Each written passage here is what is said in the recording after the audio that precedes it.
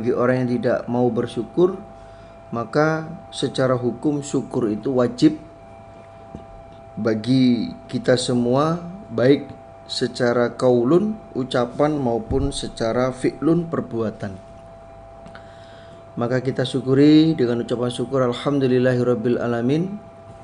Kedua kalinya bersyukur kepada perantara agama yang memperjuangkan agama Allah, mulai dari Nabi Muhammad SAW diteruskan kepada para sahabat-sahabatnya, tabi'in, tabi'ahum, para alim ulama, mubalik, mubaligot, sehingga kita bisa menetapi ibadah yang benar sesuai dengan syariat Allah dan Rasul.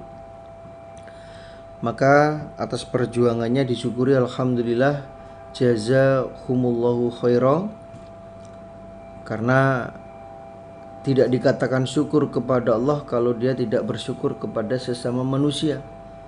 Lam yaskurin nasa, lam yaskurillah. Dan itu juga hukumnya wajib, bersyukur kepada sesama manusia. Tidak lupa juga bersyukur kepada bapak-bapak, ibu-ibu, saudara jamaah sekalian yang masih setia di dalam memahamkan diri untuk meningkatkan ibadah kepada Allah, selalu taqarrub ilallah dengan mencari ilmu, thalabul ilmi. Atas amal solehnya disyukuri, alhamdulillah, jazakumullahu khairan. Mudah-mudahan Allah beri manfaat dan barokah. Semuanya itu supaya betul-betul diniati, hatinya lagi ditata dengan hati niat mukhlis lillah karena Allah.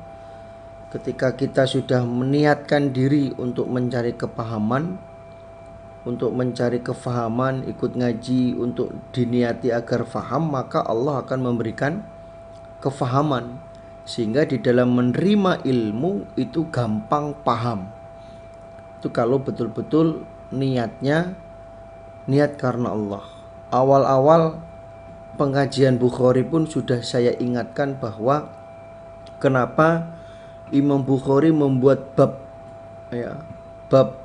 niat di awal hadis, itu karena Imam Bukhari mengingatkan kepada semua muridnya agar hatinya dijaga, agar hatinya itu betul-betul niat karena Allah, sehingga nanti dengan niat karena Allah itu mampu menerima semua ilmu yang disampaikan oleh Imam Bukhari, bisa paham, bisa memahami betul terhadap hadis-hadis yang disampaikan oleh Imam Bukhari. Maka kami tidak bosan selalu mengingatkan para penasehat, para penyampai, itu selalu mengingatkan agar hatinya betul-betul niat karena Allah, menyampaikan dengan niat karena Allah, sehingga di dalam menyampaikan ilmu itu mudah dipahami, mudah dimengerti. Dan bagi jamaah yang mencari ilmu niat karena Allah, maka nanti dia akan gampang faham terhadap apa yang disampaikan oleh gurunya. Nah, ini betul-betul dijaga, baik yang menyampaikan maupun yang menerima ilmu itu, agar ilmu itu gampang masuk dan dipahami oleh hati. Kita lanjutkan hadisnya, nomor babnya 70, nomor hadisnya 716. A'udzubillahi minasyaitonirrajim. Bismillahirrahmanirrahim. Babun, bab idza baka, ketika menangis, siapa al-imamu, imam, fi sholati, di dalam sholat. Babnya imam nangis ketika sholat. Jadi sholat kemudian imamnya nangis, yaitu bagaimana? Waqala, dan berkata siapa Abdullah bin Shaddad, sami itu mendengar aku, nasijan pada tangisan, nasija Umaro, pada tangisannya Umar. Wa Anas, dan sedangkan aku Abdullah, iku fi akhiri sufufin, di dalam akhirnya barisan yang paling belakang. Jadi Abdullah bin Shaddad dia mendengar Umar nangis ketika dia ngimami, padahal Abdullah bin Shaddad itu dia berada di barisan yang paling belakang. Yaqra'u membaca siapa Umar, innama ashku, sesungguhnya melaporkan akunya Nabi Yakub, innama asku, sesungguhnya melaporkan aku Nabi Yakub, bathi pada kesusahanku, kesusahan kecil, wal juzni dan kesusahanku, susah besar, ilallahi pada Allah. Jadi Umar menangis itu karena Umar membaca surat Yusuf ayat 86. Dia mengingat terhadap apa yang terjadi kepada Nabi Yakub. Jadi Nabi Yakub melaporkan kesusahan yang kecil maupun kesusahan yang besar kepada Allah, yaitu anaknya dibuang oleh saudara-saudaranya, kemudian Nabi Yusuf menjadi budak, sedangkan saudara-saudaranya Nabi Yusuf itu dipenjara. Nah, itu merupakan kesusahan yang berat yang dialami oleh Nabi Yakub, sehingga ketika Umar membaca ayat ini, Umar menangis. Nah, menangisnya Umar itu terdengar sampai barisan belakang, berarti Umar itu nangisnya keras, ya, nangisnya kenceng, sehingga barisan belakang itu terdengar. Haddatsana Ismail qala haddatsana Malik ibnu Anas an Hisham ibnu Urwah an Abi an Aisyah rupani Ummul Mukminin anna Rasulullah, sesungguhnya Rasulullah sallallahu alaihi wasallam iku qala bersabda siapa Nabi, fi maradihi, di dalam sakitnya Nabi. Pada waktu Nabi sakit yang membuat Nabi wafat, Nabi bersabda, muru, perintahlah kalian Abu Bakrin pada Abu Bakar bin nasi dengan manusia. Yusolli, salat siapa Abu Bakar bin nasi dengan manusia. Perintahlah Abu Bakar agar dia ngimami manusia. Qalat, berkata siapa Aisyah tu Aisyah, Qultu, berkata aku, Inna Abu Bakrin, sesungguhnya Abu Bakar,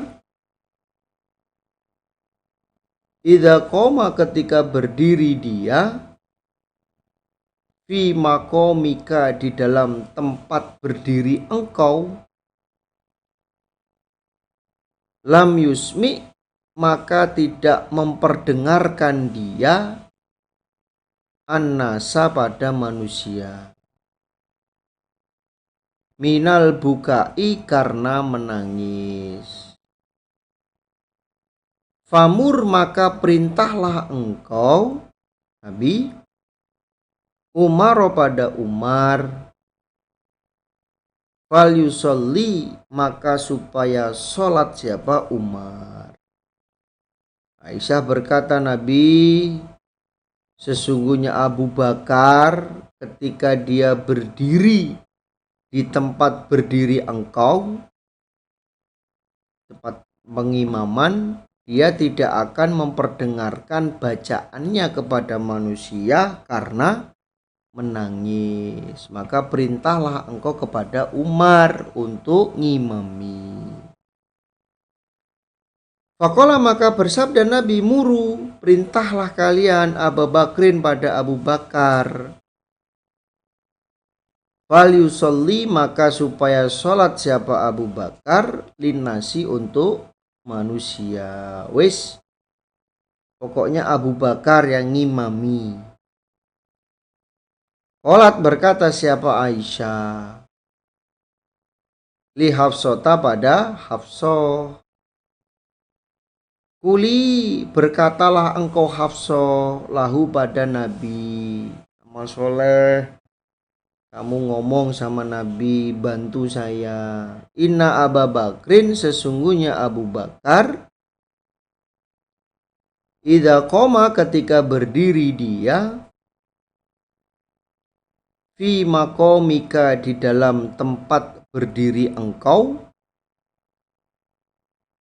lam yusmi, maka tidak memperdengarkan dia anasa pada manusia. Maka tidak memperdengarkan dia anasa pada manusia. Minal bukai, karena menangis. Minal bukai, karena menangis. Famur, maka perintahlah engkau Nabi Umar pada Umar. Fal yusolli, maka supaya sholat siapa Umar, linnasi, pada manusia. Ayo amal soleh, saya dibantu mbak, sampai ngomong sama Nabi agar perintah kepada Umar saja untuk ngimami sholat. Fafa'alat, maka mengerjakan siapa Hafsatu Hafsah. Akhirnya Hafsah mau membantu Aisyah. Faqala, maka bersabda siapa Rasulullah Shallallahu Alaihi Wasallam, jangan begitu, Hafsah, jangan begitu. Inna kunna, sesungguhnya kalian perempuan, Hafsah dan Aisyah, la antuna, niscaya kalian berdua, iku sahibu Yusuf, temannya Nabi Yusuf, teman perempuannya Nabi Yusuf, yaitu Zulaikha.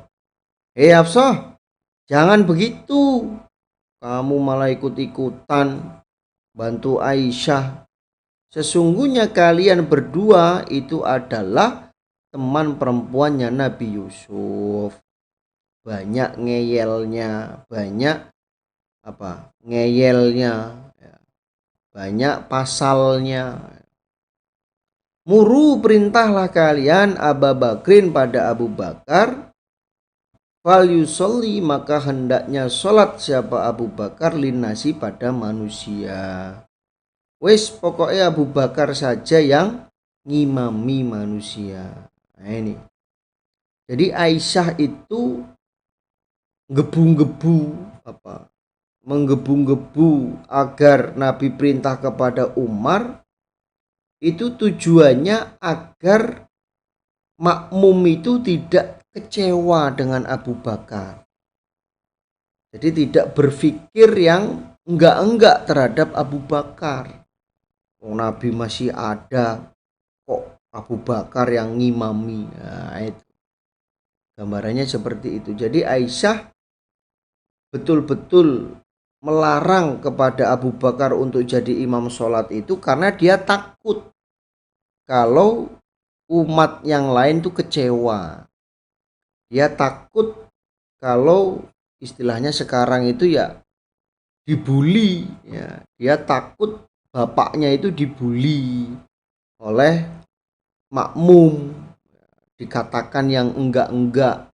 Makanya Aisyah itu betul-betul berusaha agar Nabi perintah kepada Umar yang untuk mengimami sholat, bukan bapaknya. Tapi nyatanya Nabi tetap perintah kepada Abu Bakar. Dan ini juga menunjukkan bahwa Abu Bakar itu mempunyai keistimewaan di matanya Nabi, sehingga Nabi perintahnya langsung Abu Bakar, bukan kepada sahabat yang lain.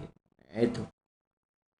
Qalat, berkata siapa Hafsatun Hafsah li Aisyah, pada Aisyah, setelah dia berbuat seperti itu, ternyata apa yang dia dapatkan dari Nabi, ma kuntu tidak ada aku Hafsah li usiba niscaya mendapatkan aku mingka darimu Aisyah khairon pada kebaikan. Setelah Hafsah berbuat menuruti apa yang menjadi kemauannya Aisyah, ternyata Hafsah dimarahi oleh Nabi. Alah Bu Aisyah, gara-gara aku nuruti kemauanmu, Nabi malah marah kepadaku. Nabi malah mencelaku, aku tidak dapat kebaikan sama sekali darimu. Justru Nabi malah memarahiku. Wah, ini.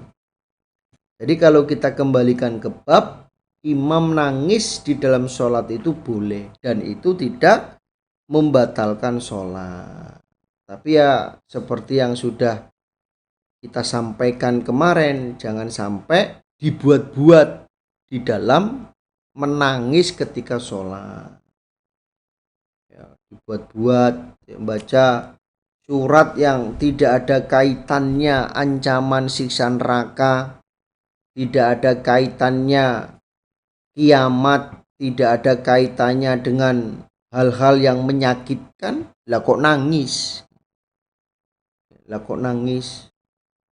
Maka ya hati-hati, jangan sampai itu menjadi riak, jangan sampai itu menjadi kesombongan. Oh, bapak itu kalau ngimami nangis terus, yang dibaca suratnya Al-Kafirun, yang dibaca suratnya Asyamsi, ya. Atau mungkin surat-surat yang lain. Nangis itu kalau ngimami. Nah, itu dari pembicaraan sehingga menimbulkan rasa riya. Oh, ini aku nih kalau ngimami nangis terus. Itu supaya dijaga. Babu taswiyati sufufi, bab meluruskan barisan. Indal iqomati ketika qomat, wa ba'daha dan setelahnya qomat. Jadi babnya meluruskan barisan, meluruskan shaf ketika qomat dan setelah qomat. Maksudnya ketika qomat dikumandangkan maka makmum berdiri untuk meluruskan barisan, atau setelah qomatnya selesai baru berdiri untuk meluruskan barisan, merapikan barisan. Nah itu. Hadasana Abu Walid rupani Hisham ibnu Abdul Malik qala hadasana Syu'bah qala akhbaroni Amr ibnu Murrah qala berkata siapa? Amr. Sami itu mendengar aku Salima pada Salim ibnu Abi Jadi. Qala berkata siapa Salim? Sami itu mendengar aku Nu'mana pada Nu'man ibnu Bashir. Yaqulu berkata siapa? Nu'man. Qala bersabda siapa? An-Nabi sallallahu alaihi wasallam. Latasuwuna, niscaya meratakan sungguh kalian, meluruskan sungguh kalian, sufufakum pada beberapa barisan kalian, barisan sholat. Atau la yukhalifanna, niscaya menyelisihkan sungguh siapa Allahu Allah baina wujuhikum, di antara beberapa wajah kalian. Jadi Nabi bersabda, kalian supaya meluruskan barisan sholatnya. Kalau tidak lurus, pasti Allah akan menyelisihkan antara wajah kalian. Dibuat nyeleweng, dibuat berselisih, ya, antara wajah kalian. Jadi baina wujuhikum itu yang pertama wajahnya dipindah ke belakang. Jadi orang yang ketika sholat barisannya tidak lurus, barisannya nggak lurus, atau dia nggak mau meluruskan barisan, maka Allah nanti akan memindahkan wajahnya ke belakang. Atau nggak punya wajah. Ini sebagai siksaan. Atau nggak punya wajah kalau tidak meluruskan barisan. Yang kedua, baina wujuhikum itu hatinya selalu berselisih atau tidak mau rukun. Hatinya tidak pernah bisa rukun. Ketika sholat dia tidak mau lurus barisannya. Nah ini. Jadi yukhallifunallah baina wujuhikum, yang pertama Allah memindah wajahnya, bukan wajahnya Allah, wajahnya orang yang sholat tidak lurus barisan. Yang kedua, hatinya orang yang tidak lurus barisan di dalam sholat itu, dia tidak bisa rukun dengan orang lain, tidak bisa rukun dengan jamaahnya. Nah ini. Makanya meluruskan barisan sholat itu hukumnya wajib. Hukumnya wajib karena ada ancaman siksanya. Itu. Maka bapak-bapak, ibu-ibu, ya, ketika sholat ya betul-betul diluruskan barisannya. Barisannya lurus, jangan sampai bengkong, jangan sampai berselisih, maksudnya tidak lurus. Kalau tidak lurus, maka Allah akan menyelisihkan hatinya. Artinya nggak bisa rukun. Nggak bisa rukun. Orang itu selalu mempunyai hati yang dengki, yang iri kepada orang lain. Itu bisa dilihat dari ketika dia sholat. Kalau sholatnya lurus sesuai dengan barisannya, berarti hatinya baik. Makanya kan dalam hadis itu dijelaskan, sholat itu adalah tolak ukur ibadahnya orang lain.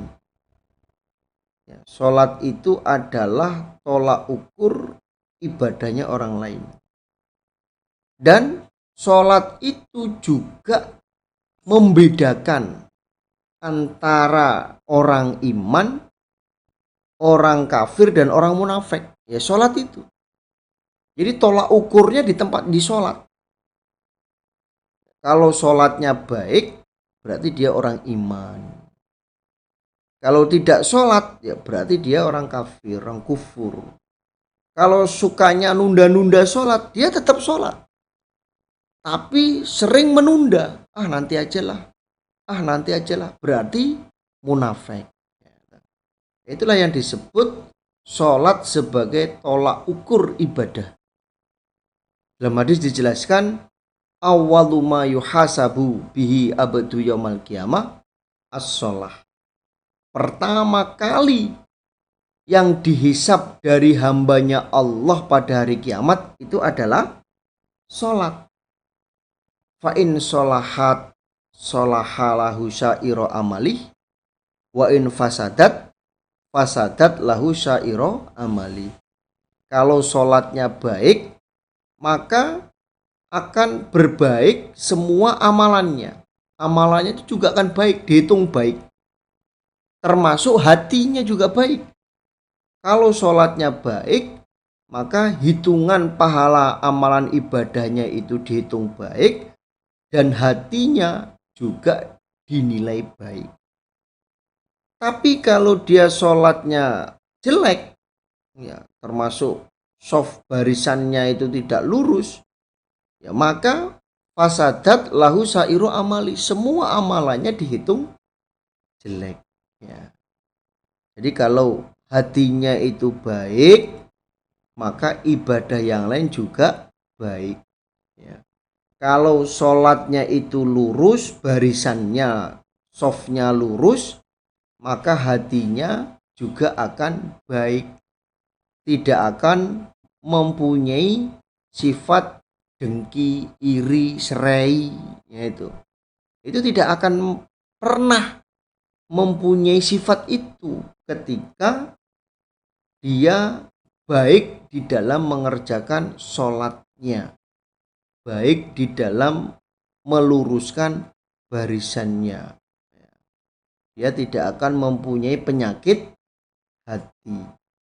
Berarti bisa dilihat dari sini, bisa dilihat orang itu kalau sholatnya tidak lurus barisannya, ya biasanya dia juga tidak bisa rukun dengan orang lain. Nah itu biasanya tidak bisa rukun. Nah ini pernah ini terjadi di sebuah masjid. A dan B ini mempunyai sedikit perselisihan, ada berselisih sedikit. Kemudian ketika sholat berjamaah di masjid, ketika B ini softnya di sebelah kanan, ya softnya di sebelah kanan, maka si A ini tidak mau baris sebelah kanannya, walaupun barisan sebelah kirinya itu hampir penuh, sedangkan barisan sebelah kanan itu kosong. Dia tidak pernah mau untuk berbaris di sebelahnya B, walaupun sebelah kirinya sedikit penuh, dia pindah ke kiri. Jadi nggak mau dia jejer sholat. Tapi ketika si A ini sholat berjamaah, kemudian barisan softnya itu sedikit penuh, kemudian ada si A sholat di situ, si B tetap mau ikut baris sholat di situ. Tapi si A dia menghindar. Nah itulah bisa dijadikan sebagai bentuk bahwa hatinya tidak bisa rukun kalau sholatnya tidak benar, sholatnya tidak baik, barisannya tidak lurus. Nah ini, maka bapak-bapak, ibu-ibu ya, setelah mengkaji hadis ini ya, supaya betul-betul di dalam mengerjakan sholat berjamaah itu ya dilihat barisannya. Istau, kan dalilnya seperti itu. Istau wala takhtalifa, apa itu? Fatah-talifu qulubukum, itu. Luruslah barisannya, diluruskan, jangan berselisih. Kalau berselisih maka Allah akan menyelisihkan hati kalian. Ya itu nggak bisa rukun. Ya, hatinya tidak bisa rukun. Ya, walaupun orang lain berusaha untuk merukunkan dirinya kepadanya, tapi dia tidak bisa menerima hal itu. Karena apa? Ya itu tadi, sholatnya tidak lurus barisannya. Ya, maka supaya dijaga. Ya, jaga, karena sholat itu merupakan amalan ibadah yang pertama dihisab, bukan puasa, bukan zakat, bukan amal soleh, bukan infak, ya, tapi sholat yang pertama kali dihitung oleh Allah, dihisab oleh Allah. Maka supaya dijaga, sholatnya dijaga, wudhunya, ya. Jadi rangkaian-rangkaian ibadah sholat itu ya betul-betul dijaga. Wudhunya dengan sempurna. Ketika berbaris di dalam sholat, sholatnya juga baik, barisannya lurus. Gitu. Kemudian di dalam mengerjakan ibadah sholatnya bisa khusyuk, tumaninah, tawadhu. Nah ini. Sehingga pahala yang akan didapatkan. Hadasana Abu Ma'mar qala hadasana Abdul Waris an Abdul Aziz. Ya, itu ya jangan sampai terjadi. Itu adalah contoh yang jelek ya. Contoh yang jelek jangan sampai diikuti. Kalau sampai terjadi ya supaya tobat, berbenah diri ya. Berbenah diri, kemudian memperbaiki silaturahimnya ya. Jangan sampai berdiam-diam, berlarut-larut. Kan dalilnya jelas. Barang siapa yang mendiamkan saudaranya 3 hari kan ancamannya tahu sendiri. Gitu. An Anas Ana Nabiya sallallahu alaihi wasallam qala bersabda siapa Nabi, Akimu sufu, Akimu sufuf, Akimu meluruskanlah barisan kalian. Allah. Akimu meluruskanlah kalian sufufa pada barisan. Maksudnya begitu. Jadi apa yang dimaksud dengan yang disampaikan itu nggak sinkron ya begitu. Akimu meluruskanlah kalian as-sufufa pada barisan. Fa ini maka sesungguhnya aku Nabi arokum melihat aku pada kalian. Khalfa dhuhri di belakang punggungku. Nabi bersabda, kalian meluruskanlah pada barisan sholat. Karena sesungguhnya aku Nabi melihat kalian di belakang punggungku. Nah, ini merupakan keistimewaan Nabi. Walaupun Nabi sholat menghadap kiblat, Nabi itu tahu makmumnya, apa yang dikerjakan oleh makmumnya ketika sholat berjamaah dengan Nabi itu tahu. Ada yang tidak khusyuk, mungkin ada yang sambil ngupil, atau mungkin sholatnya sambil membersihkan kotoran kuku, atau sholatnya mungkin sambil nyetutin jari-jari, ya, cetuk cetuk cetuk, ya, retek, gitu. Itu Nabi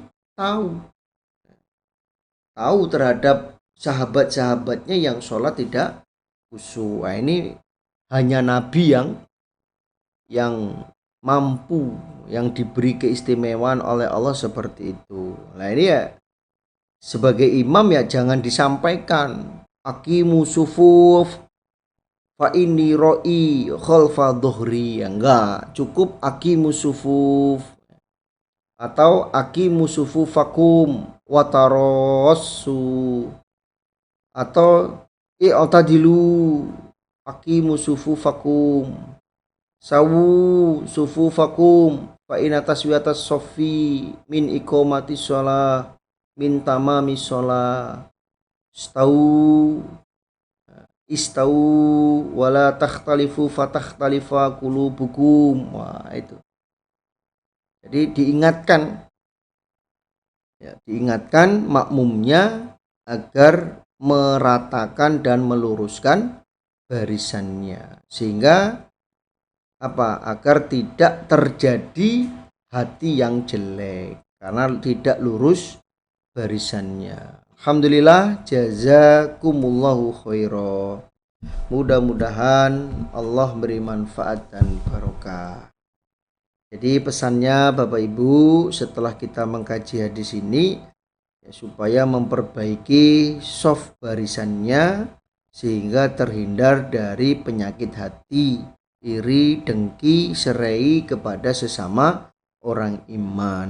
Nah, itu. Sehingga hatinya bersih, hatinya baik, maka sholatnya juga baik. Alhamdulillah, jazakumullahu khairan.